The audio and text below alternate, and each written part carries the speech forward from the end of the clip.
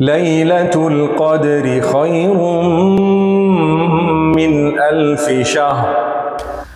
السلام عليكم ورحمة الله وبركاته. بسم الله الرحمن الرحيم. الحمد لله والصلاة والسلام على رسول الله وعلى آله وصحبه أجمعين.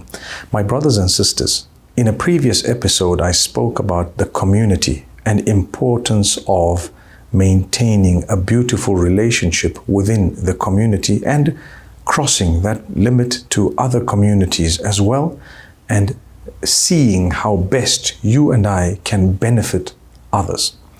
The Prophet Muhammad, peace be upon him, has said that Allah Almighty continues to assist a worshipper for as long as that worshipper is occupied assisting another. So if you're helping someone, Allah's help will always descend upon you. I want to speak about leaving a legacy and building for the coming generations.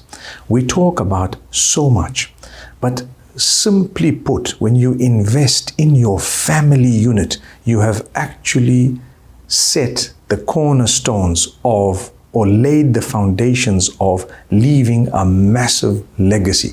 There is no legacy better than having left behind children who are obedient to Allah and understanding of their duty unto Allah and what Allah has ordained. That is the best legacy you can leave. The mothers of this ummah are not really known.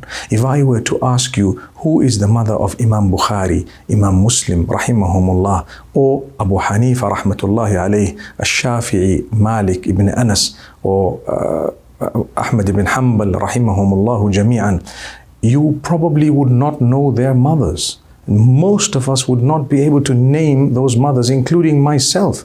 I don't know all of those mothers.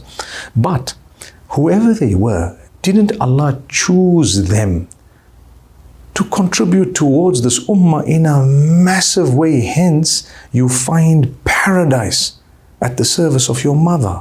Subhanallah. So the effort of a mother is such that it is rewarded by Allah alone.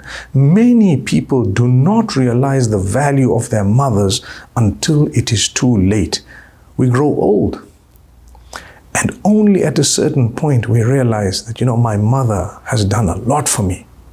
My mother has done so much for me. It's amazing how Allah Almighty has kept this as the legacy of note. It is something that people take for granted. Your mother gets a full reward of all the good that you followed, that she taught you from day one. And this is why we ask our mothers out there, let's invest in our children. We ask our fathers out there, let's invest in the family unit, in our children. The time you spend, the teachings, sitting around the table and eating, or around the tablecloth and eating, talking to each other, perhaps making a journey or two with each other. So much of interaction, being able to teach them Quran and read with them and pray with them and play with them. All of this is probably something that a lot of people do not realize the value of. If you go to the hadith of religion and fitrah, the Prophet Muhammad, peace be upon him, says, مَا مِن مَوْلُودٍ إِلَّا وَيُولَدُ عَلَى الْفِطْرَةِ. There is no one who is born except that we make them, or we create them. At that point we made them come out of the wombs of their mothers on fitrah, nature, proper, natural. The brain is clear, the mind is clear, everything is beautifully ready to receive. And Allah's kept it such that the closest circle to that particular baby has the greatest impact on that particular child, to the degree that فَأَبَوَاهُ يُهَوِّدَانِهِ أَوْ يُنَصِّرَانِهِ أَوْ يُمَجِّسَانِهِ. The parents are the ones who make that child either Jewish or Christian or Majus or Muslim or whoever else it may be. Why does the Prophet Muhammad, peace be upon him, say this? To show you the importance of the way parents can sway a child at a young age. Not just parents, but anyone the parents allow their children to interact with, including an au pair, someone who might be looking after your children. If they spoke another language, your children will pick it up because Allah told you the brain is empty, ready to receive. And subhanAllah, what are you going to do? Amazing. So at that juncture, in some countries, as you may know, the system takes over and they tell you, listen, we no longer want you to say or do, we will do it. You don't have a say. If this child says this, we will do whatever we want. So people are sometimes dissatisfied, obviously, because Allah's given the parents the child. And so the parents are supposed to be looking into the best interests of this child. And when that happens, it's amazing how Allah Almighty gives the respect between the two such the child picks up. I know of the normal homes of people who don't even sometimes, preach to the children. And you don't have to. You don't have to at that age and stage. Not at all. You lead by example. Whatever you do, a child has in it the power to mimic, to copy, to look, to see. Look at the children who sit in front of the television or with the mobile phones flicking over TikTok throughout the night. They would know the dance moves better than anyone else. And people are wowed by it. There's nothing to be wowed about. Look at what Allah says. Allah says, whatever you're going to put, with whatever dedication you're going to put, is going to be received. Take a look at those who teach their children from a very young age. It's not them, actually, who gave the child the ability. Allah gave the ability, but they steered the ability in a certain direction. That's what happened. And this is why nations would like to interfere in that and steer children of the whole world in a way that they would like. It's something worth discussing, the positives and the negatives. But that having been said, it all goes back to those initial years. When we talk about building a legacy and leaving a legacy, I promise you, the most powerful legacy you could ever leave is your children. As they grow older, you gave them a solid foundation.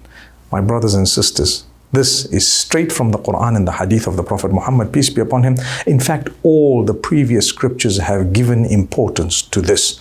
And we have been taught that when you pass away, one of the best benefits that you will receive continuously thereafter, for as long as you have children or grandchildren or those beyond praying for you and making dua, meaning supplicating to Allah to forgive you, elevate your status and so on, that will benefit you probably the most. Doesn't it show a beginning, great reward? During your lifetime, they were told heaven lies in their service. And after you've passed on, you're benefiting because you left behind something massive. The same narration, speaking about legacies, makes mention of the child who continues to pray for the parent after the death of the parent, and a sadaqah jariyah. Sadaqah jariyah means a charity, the reward of which continues beyond your lifespan. So because of the benefit that people are deriving, you put up a school, you drilled a borehole, for example, you did trees, you did something beneficial, you actually dug a river and benefited people with a dam and a river and so on to channel the water of the rain or whatever it might have been. All of that you did to benefit mankind will continue to reward, you will continue to accumulate the reward of that even beyond your death. And then the hadith says, ilmun yuntafa'u bih. If you knew something, beneficial knowledge, don't keep it to yourself, teach it to others. You continue to get a reward for it beyond your death.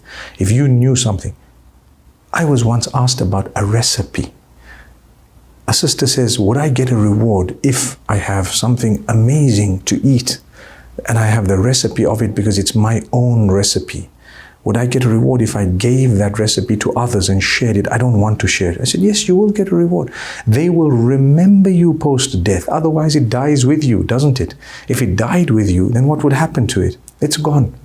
But if it remained with you and they say, hey, mashallah, this sister taught us, or this brother, or whoever it may be, gave us such a lovely recipe, may Allah forgive them, give them Jannah, you earned. So you're leaving something behind that will be spoken about and benefited from way beyond your death. That's a sadaqah jariyah, as strange as it sounds, mashallah. So my brothers and sisters, this is the beginning of the topic of leaving a legacy. Because when we talk about it, really, many people think big, but all of us have to leave something beautiful. Leave the world a better place to the best of your ability, try to make sure that you've touched the lives and hearts of people, so that when you go, it will have benefited mankind at large.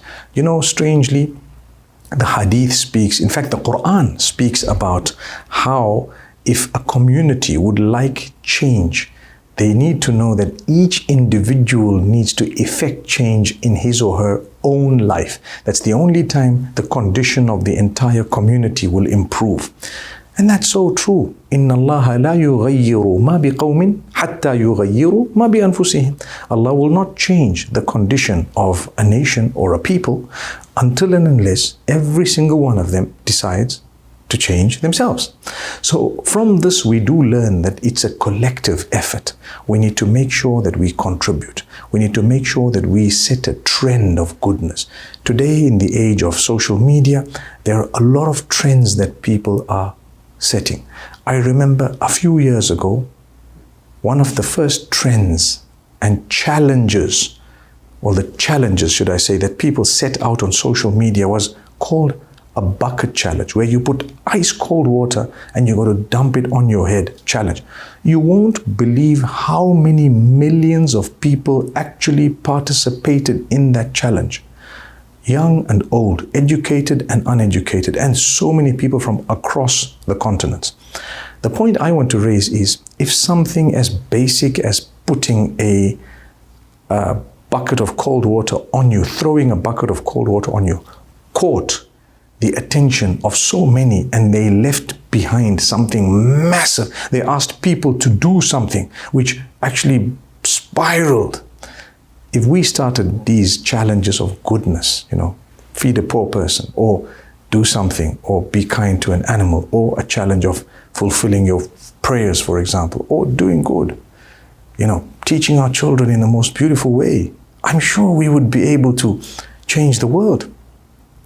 But what is needed is for all of us to come in and do this goodness. May Allah bless every one of us. أقول قولي هذا والسلام عليكم ورحمة الله وبركاته. ليلة القدر خير